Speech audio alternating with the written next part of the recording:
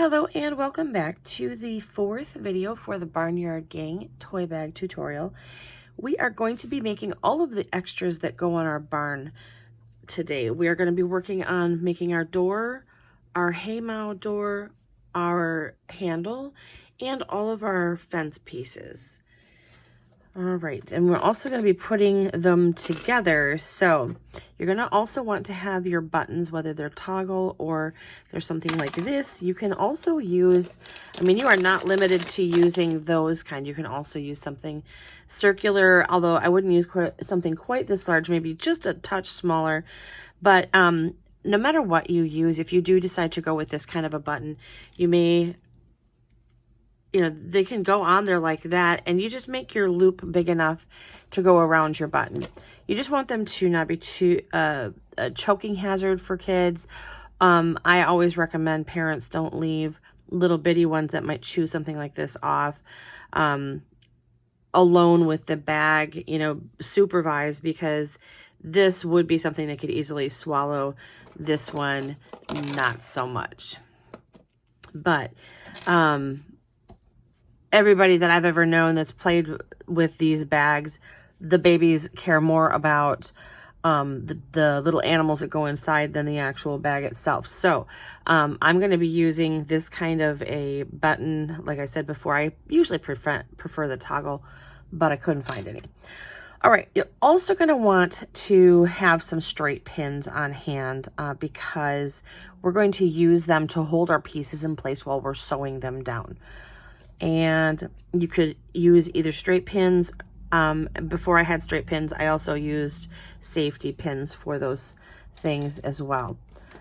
So we are going to be starting with the door, the red door, and we're going to chain 12. And this is going to be a very simple 2, 3, 4, 5, 6, 7, 8, 9, 10, 11, 12. Now you can either start this with a chain like I'm doing. You are also welcome to use like a foundationless single crochet, where you just make the single crochet in as many as you need. Just make sure that if you're going to do a foundation single crochet like that, you only need 11.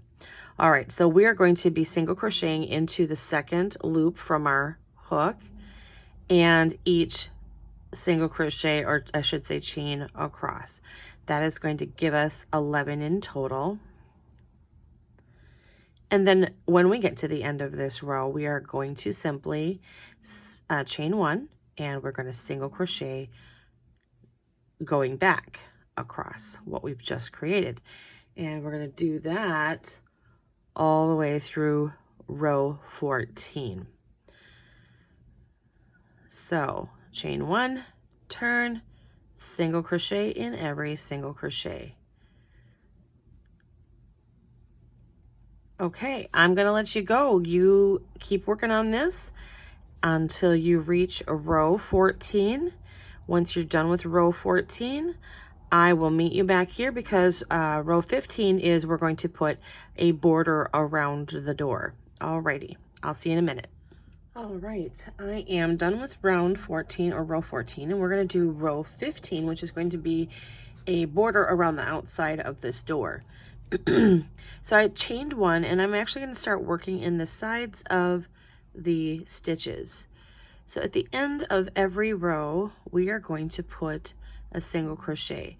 So you should have a total of 14 single crochets down the side of this door.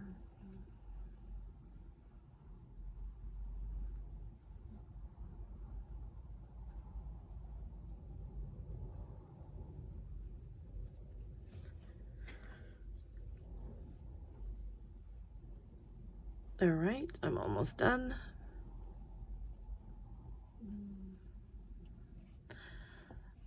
And we've got 1, 2, 3, 4, 5, 6, 7, 8, 9, 10, 11, 12, 13, and 14. So I put an extra one. I put an extra one in with my last stitch on the side, and I'm going to put an extra one into the first one of the bottom. And so we'll still have 11 going across, but there's only going to be 2 extra in each of the corners as opposed to what the directions say. Now this isn't, like I said, this is an old pattern, so I'm kind of tweaking a few things as I'm going through here, if you're following with me on the videos. So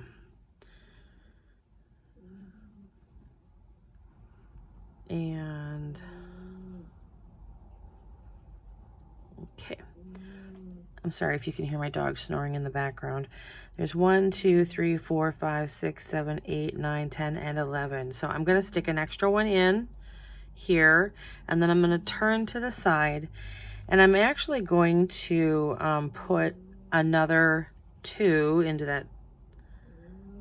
So I'm not going to put it into that same space that we just worked in, because that was the top of the stitch.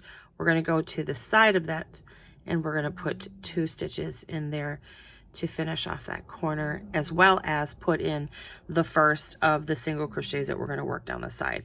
So there's 1, 2, 3, 4, 5, 6, 7, 8, 9, 10, 11, 12, 13, and 14.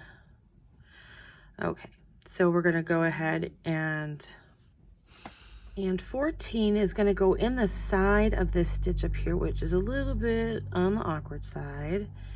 14.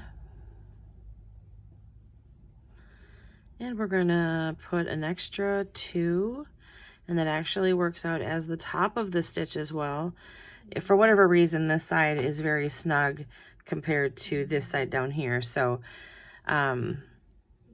we ended up basically, if you can see where that last stitch is, we ended up basically putting 4 single crochets into that last side, because it actually turned into the top of the next single crochet as well. But go ahead and just work the remaining single crochets going across. We have to throw in 3 more single crochets at the end of this side, because we started with 1 single crochet on the side. So we're going to put 2 into the top and 1 more into the side, and we're going to join. Now leave a nice long end for sewing this on. I would recommend that you go ahead and decorate your barn door right away. If it bothers you that it rolls like this, you can pin it down and just take the steam from an iron and just get it a little bit damp, and that should help it lay down totally flat if you want to block this before you put it on. I'm going to go ahead and I'm going to slip stitch the decoration on the outside of my door, and I go in the loops that are right here, one before the outside. So if you've never slip stitched to the top of your crochet before, this is how you do it. You make sure everything stays behind and you just pull it through.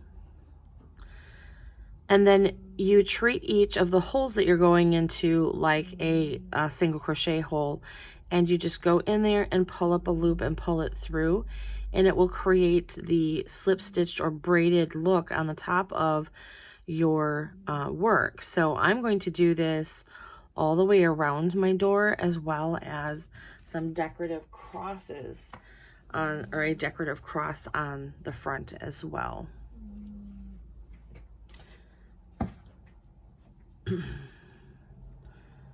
And then you just tuck in your ends when you're done with the decorative stitching. Okay, and now I'm up to my corner. I'm just going to throw 1 more and turn that corner.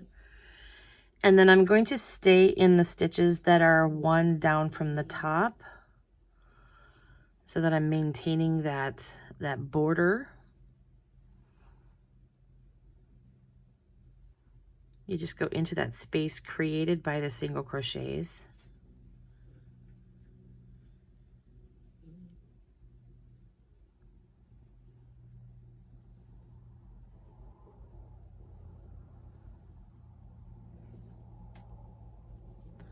and into that corner space. And then you start working down the side in the open holes.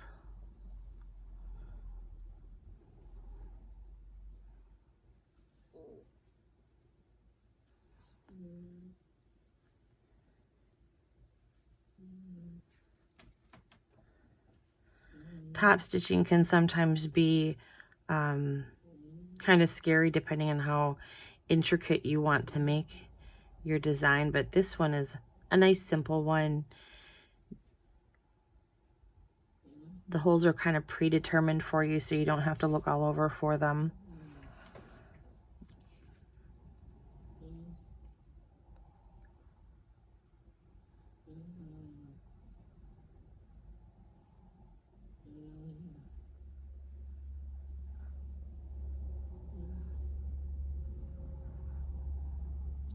All right, almost done. And I'm just gonna go back into where I started and pull it up because that'll finish my look. And if you just go like this, you can pull that through, and then if you don't have a needle, which I forgot to bring one with me, but you can just stick your hook back up through there, grab that loop, and pull it through. And you'll never know it was there. You're just gonna tuck these ends in on the back side of your work. I'm gonna remove that because that's gonna be in my way. And now I'm gonna make a crisscross across the barn door using that same technique. It's a little bit trickier moving crosswise on single crochet, but it doesn't have to be impossible. You just kind of do the best you can to keep it straight.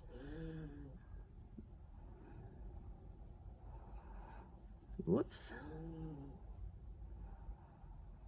And I'm doing it this way so that I can watch as I go across. I can watch where I'm putting my stitches to see how straight I'm getting my crisscross. It doesn't look like it's going terribly straight, does it?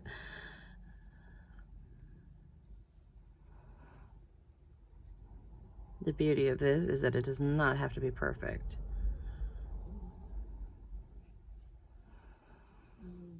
If you are one that suffers from an OCD type of personality, you may or may not want to put these on your door,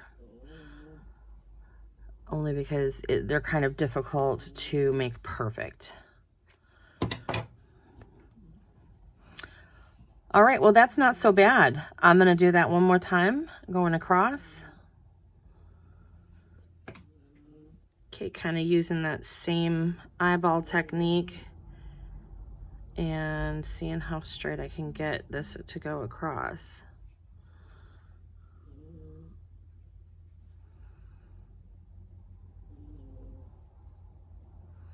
And then when you get up to this, you just can go right into and cross over as you need to.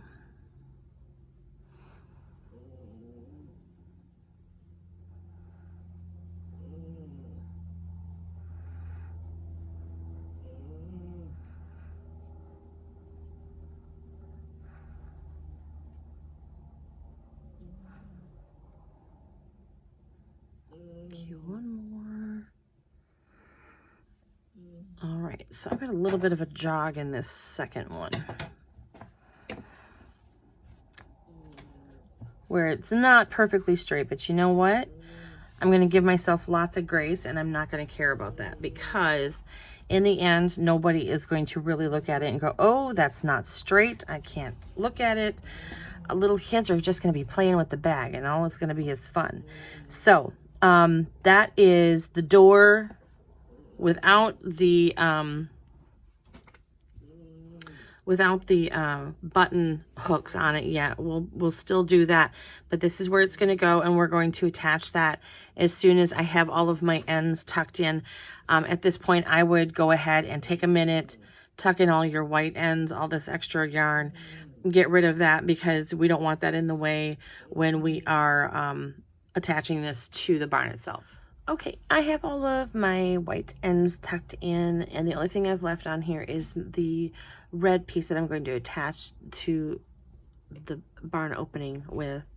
But we're going to quick put our button loops on here so that we can get that out of the way. So the opposite, this is going to be, let me just show you how this is going to go on here.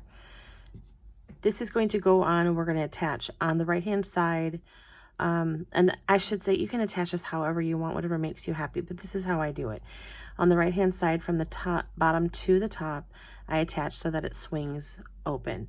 And then on the opposite corners of the side that I'm attaching, I put 2 loops for the buttons, and I start in one of the stitches and I just chain 5, 2, 3, 4, 5. That seems to be a big enough hole to be able to get a button through. Of course, if your buttons are very large, you're going to want to readjust that. But then in the next stitch down, I just slip stitch that again, and I go ahead and I cut that off. I'm going to tuck those ends and secure them so that they don't pull out. With my large eye needle, I went and got one because I didn't have one earlier. And then I just weave my way in to the backs of the stitches, and I pull my string through. And then to double secure them so that they don't pull out, I will skip one of the loops and feed it through. Hang on, I'll show you what that looks like. All right, so we're going over that one loop so that we can keep it from, even if we pull on it, it doesn't go anywhere because it's snagged around another loop. And I'm going to do that for all of my ends, but I'm going to go ahead and get this other loop put on.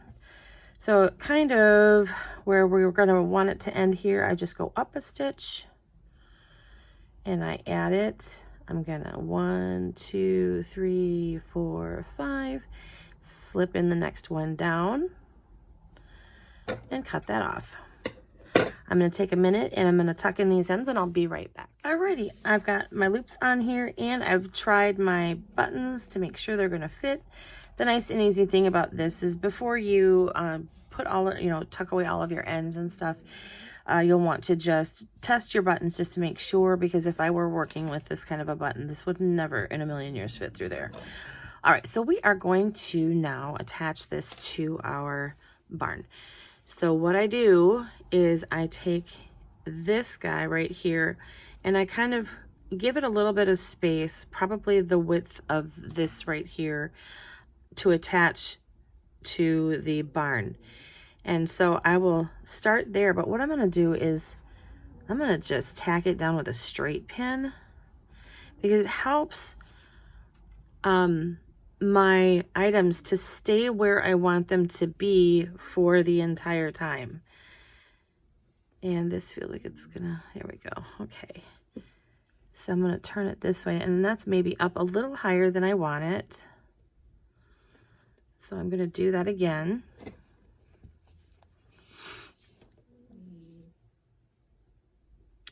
Okay, there we go. It's a little bit better.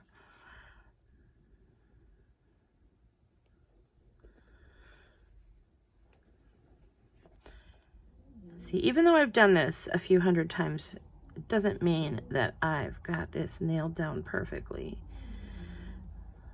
Sometimes it just takes a little wiggling and finesse to get it where you want it to be. Okay, that is looking much better.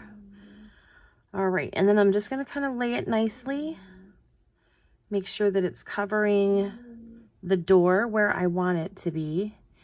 And I'm actually going to tack the bottom of the door down because it wants to keep rising up, and I don't want my door to shift its position while I am trying to tack the one side down.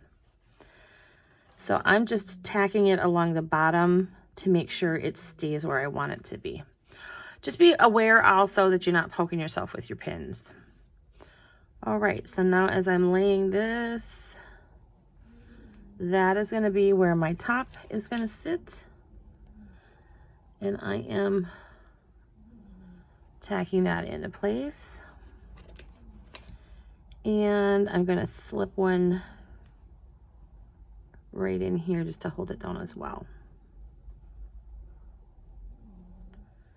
The more you do amigurumi, you'll pick up little tips and tricks. If this is your first time working with this, using straight pins to hold things in place while you tack things down is something I didn't learn until I had been doing amigurumi for a few years.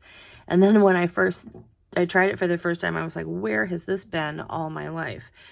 So I'm just gonna, if this is your first time working with this, just give you a little heads up.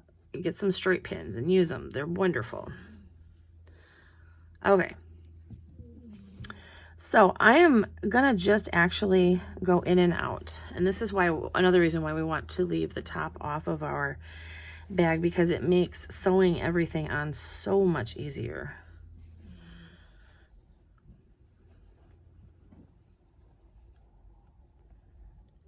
And then just go in and out. And I kind of do it like normal sewing, like just regular straight stitch.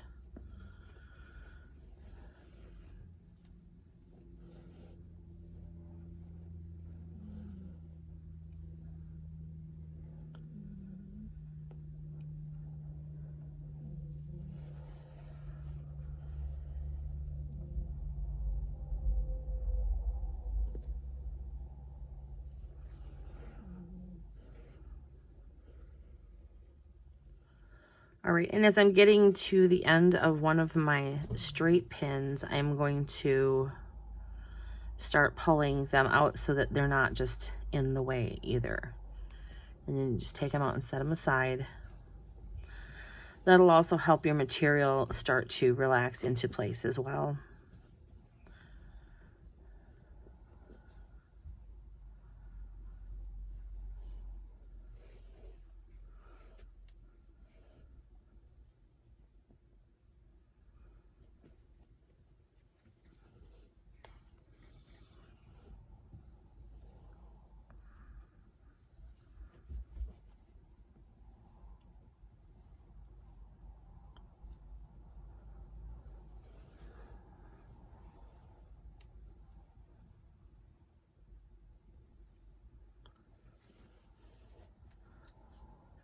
All right, so I'm up at the top. I'm going to take out that last straight pin.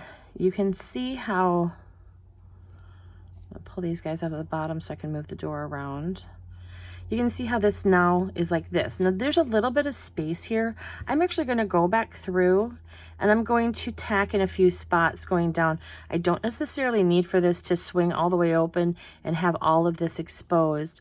I want there to be some stability in the door yet, so I'm going to work from where I'm at, and I'm going to go past the white and work around that, obviously, and just tack it down the side again, working in a few special stitches. And pretty much, you know, if you're doing red on red, it's not going to show up anyway if you're doing extra stitches. But this is not something that people are going to see.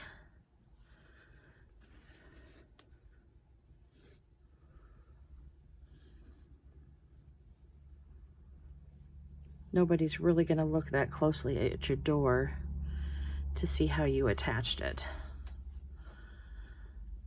All right, I'm just going to be lazy and I'm going to go like this.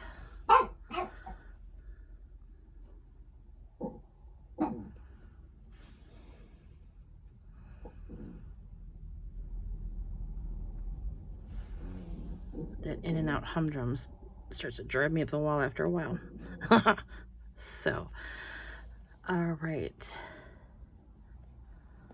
Okay, I think I have this tacked down as much as I need it or want it to be. I am going to actually weave the end of my door into the top. You can actually weave it in wherever you want. Whatever you feel is going to secure your door end. I'm doing it here because nobody's ever going to see it. And then I'm going to go back and make sure that's nice and secure. I double loop everything that I tuck in. And this is what I was talking about on the other thing that we couldn't see very well, where I will skip over a loop to make sure that it's caught up in the back end and nothing can go anywhere. All right, so I'm not going to throw this long piece of red away. I'm going to use this to then sew my buttons in place. So this is another good use for straight pins if you just want to get your door to lay down nice and stick your straight pin in where the button should go through.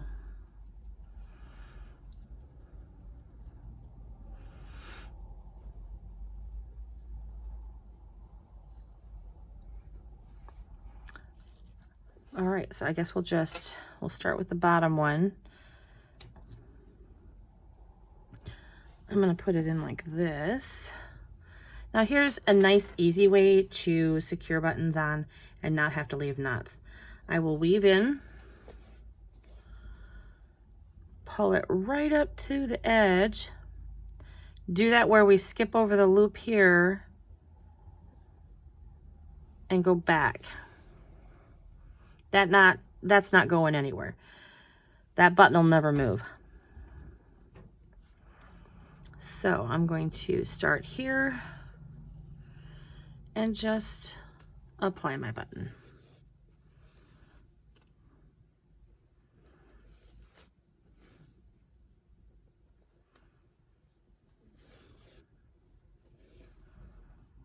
You can use the same color as your button if you choose to. I'm staying with what's easy and using red. And just like I attached the button on the bottom, I'm going to do the same thing up here.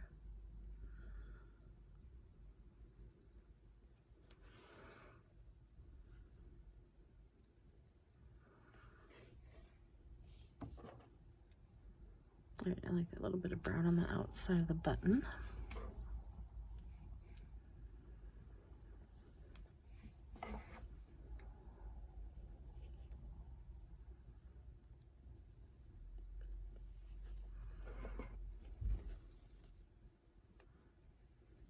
All right, 2 and 3. Now this is why I like the toggle buttons better that have that little loop on the back, because these get pulled down tighter to the fabric than a toggle button. A toggle button sits up off of the fabric and it just makes it easier to put loops, these button loops around them, but these will work. Alrighty daddy. Okay, that makes me happy. All right, now I'm going to make the little haymow door. The haymow door isn't actually in the instructions for the bag. I don't know how or why that got left off of there, but I'll have to put that on. But we're going to make that so that we can put that little decoration on there. And we're also going to work on the handle. I'll be right back once I get those supplies in place. Alrighty, let's make a haymow door. So we are going to start with a chain of 7 so that we can have a total of 6 single crochets. 1, 2, 3, 4, 5, 6, 7. And then we're going to single in the second loop from the hook and each chain across. We are going to do this for a total of 5 rows. And then we're going to put a small border on it like we did with the door. This is a very, very small haymow door, which is okay because we don't have a whole lot of space to use to fill it in.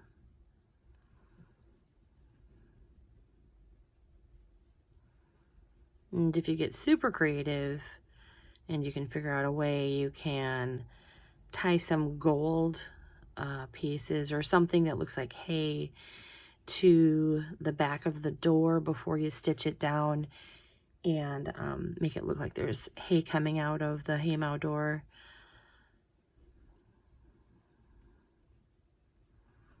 So we've got row 4 and row 5.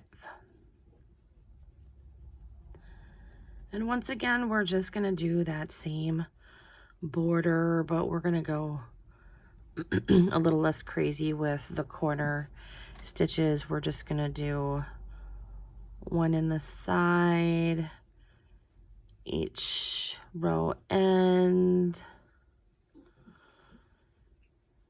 and then we're going to chain 1, and we're going to work in the loops going around or along the bottom, sorry. 1, 2, 3, 4, 5, chain 1, and go in the side of that stitch. So 1, 2, 3, 4, 5, chain 1, go in the top of the top stitch and into the top of each stitch, going across to the last one.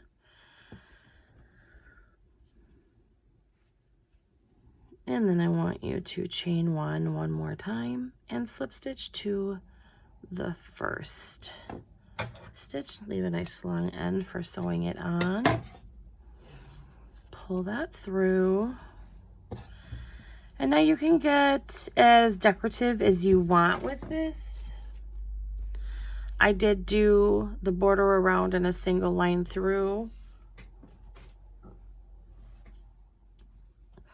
I think I'm probably going to just, I'm not sure what I'm going to do.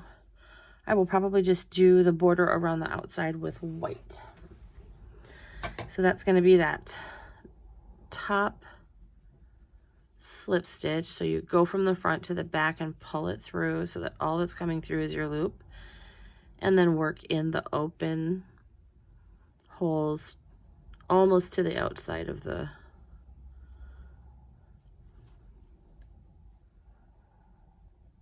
and then as you get to the corner, just turn the corner.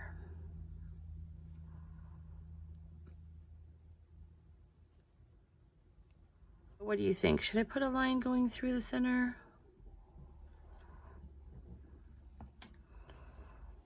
Going that way? Yeah, might as well.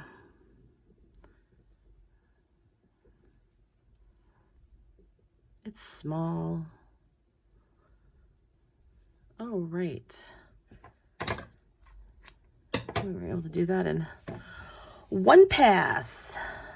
And then I'll show you how I tuck these in.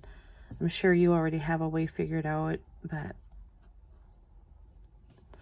I go as close to the actual line itself in the stitches behind, and I just kind of pick up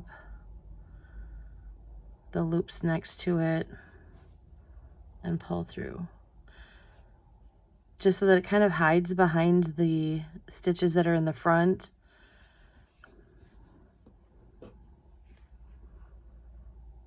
And that I'm not having extra white showing through.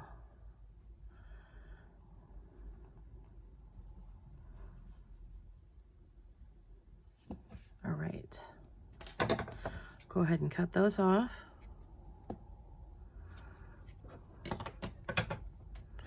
And this we are going to place This is another good one for straight pins.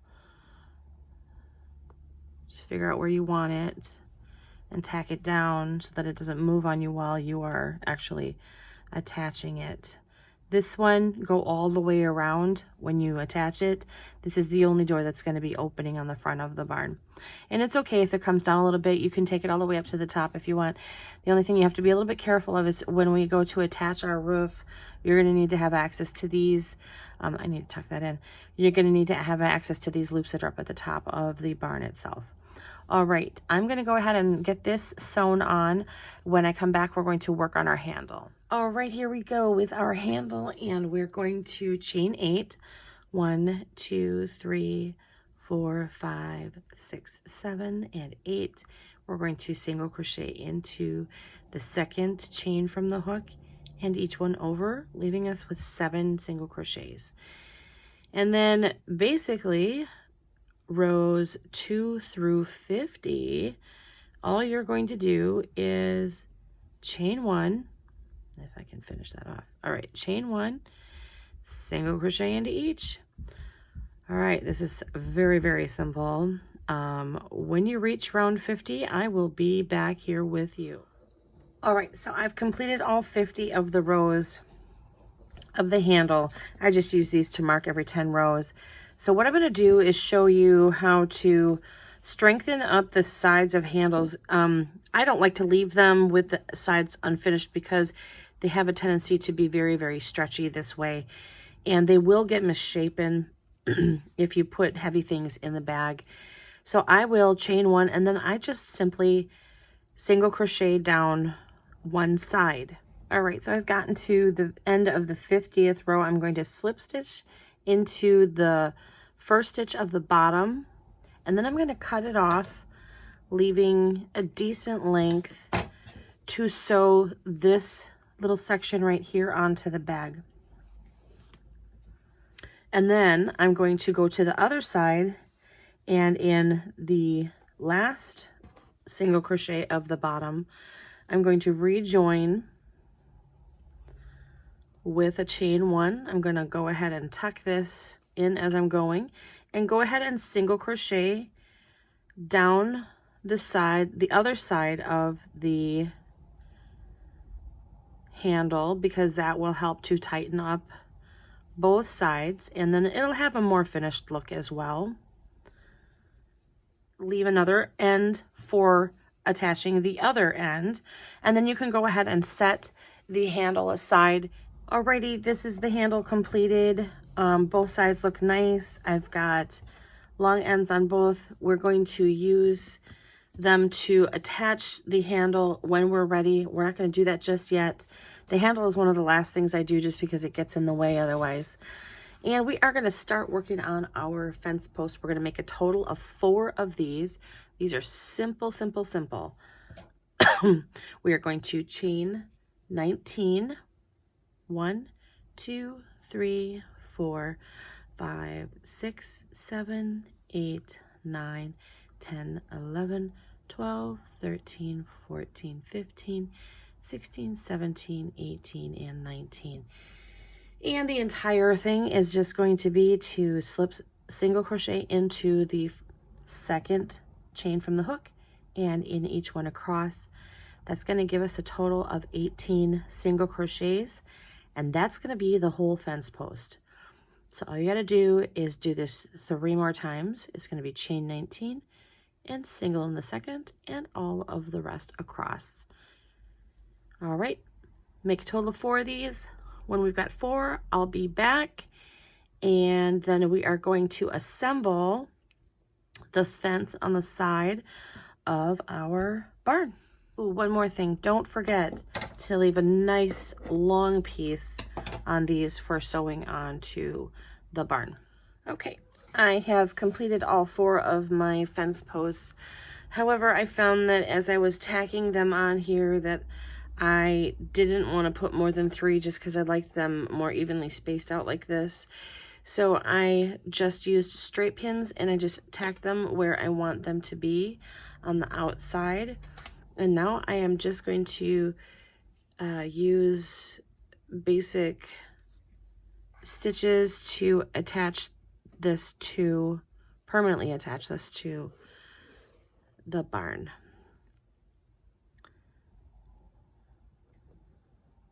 And I have a tendency to do kind of a lazy stitch where I go ahead of where I'm planning on stitching back into. It's called a, I think it's called a backward stitch. I'm really not that familiar with embroidery terms.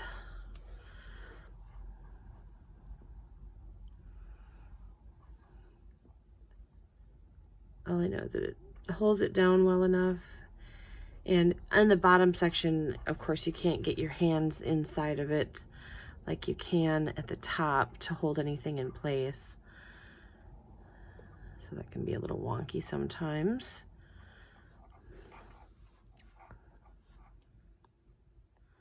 But stitching these on is pretty straightforward.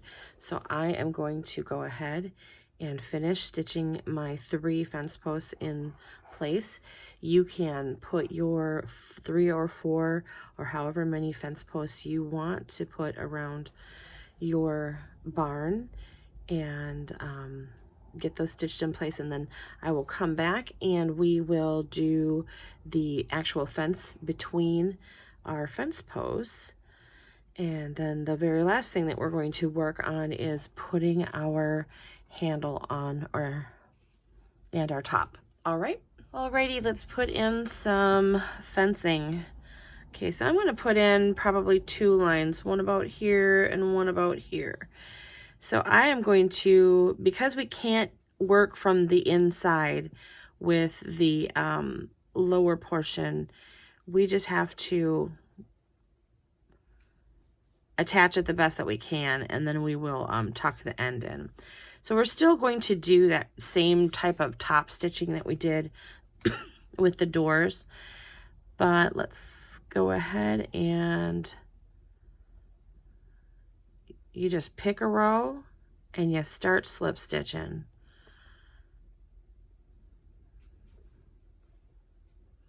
And I like to slip stitch right over the top of my fence posts because that makes my life easy, and then all I have to do is 1 row of slip stitches. I don't have to disconnect and reconnect and make sure I have all my ends tucked in and all that business. All right.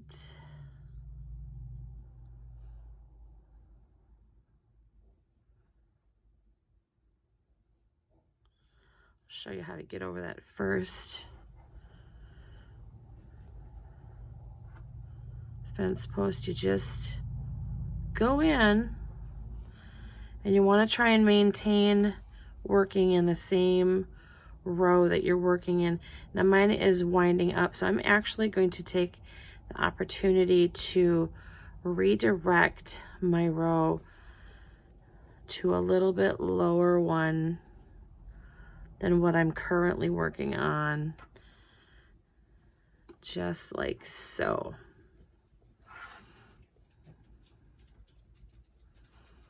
And you just keep working it across.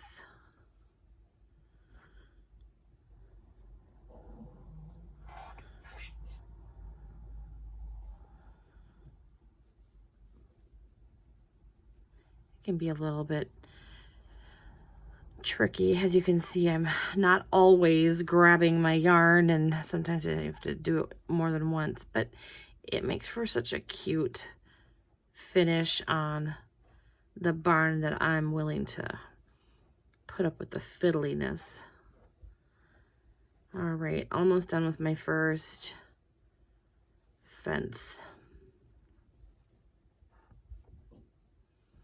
All right, just gonna connect it like so, and I'm gonna pull through.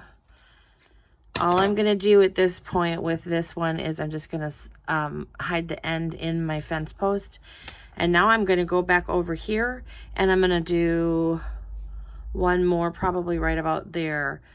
And All right, so I will see you after my second one is done, and then we're gonna attach our top, and we're going to attach our handle, and we are gonna be done with our bag.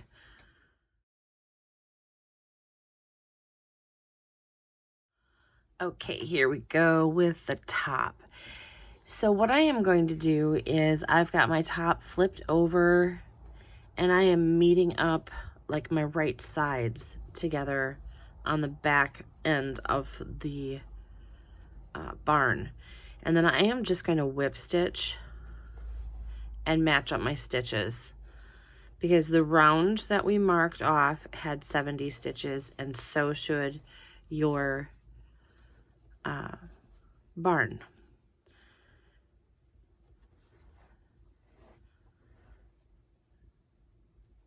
And then as you get to where you need to flip it over, you'll just have to adjust your stitching so that if you want to use a different way of stitching or whatever, I still whip stitch the pieces together. I just adjust the stitches.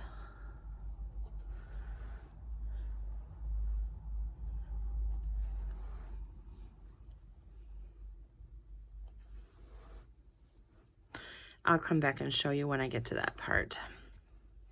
All right, so I got to the part where I had to kind of manipulate my topping so that it's facing a different direction so that I could continue to work these stitches.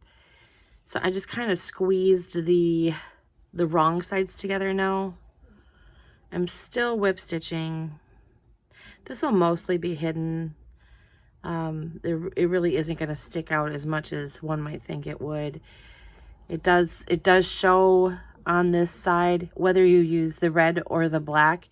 Either the red is going to show up on the black or the black is going to show up on the red. But really, it's on the under part of the roof, so mostly you're not going to see it at all.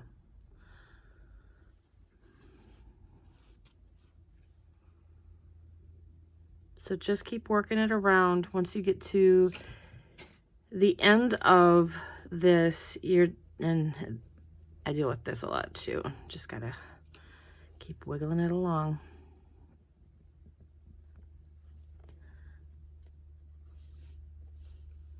Once you get to the point where you're matching up your stuff over here, finish it off and weave in your ends, and then you're going to be done with your roof. We'll put on our handle. That's the very, very, very last thing we're going to do, and then our bag will be done. All right, the very last thing. Here's my top. See how the black kind of shows, but it doesn't really show. So it's whether you find a different way of stitching it together or not. If you do choose to do the whip stitch, it really doesn't stick out like a sore thumb like you would think. And then you can just go ahead and fluff up your top.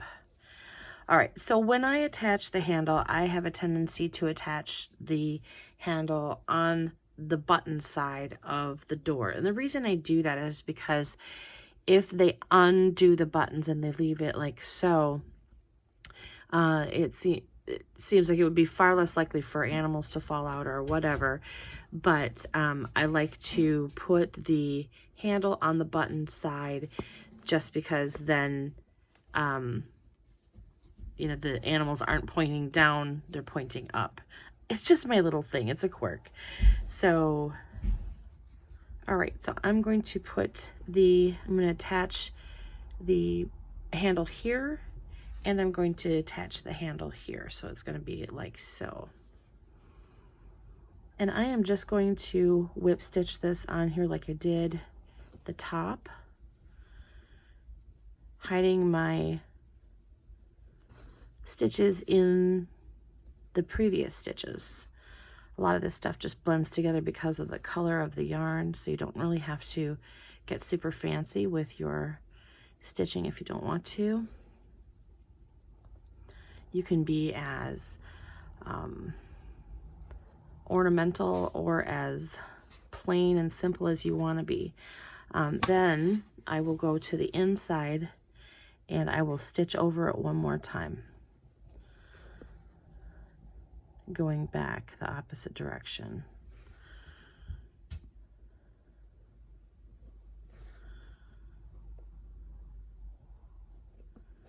I have never had a handle come off yet. Okay, and then go ahead and just weave your ends in the stitches like so. All right, go ahead and attach your handle right underneath the roof of the barn, and then you'll be done with handle. Try to make sure that it stays lined up with the bottom, and if you have to, feel free to use your straight pin to put it in place while you figure out what looks the best. If you want to embroider flowers on here, if you want to do a little hay, whatever you want to do to decorate your bag, this is the last thing that you're going to do for the information that I have. Next video, we're going to start working on the animals and the characters that go inside. So thanks for working on the bag with me, and I hope to see you for the characters.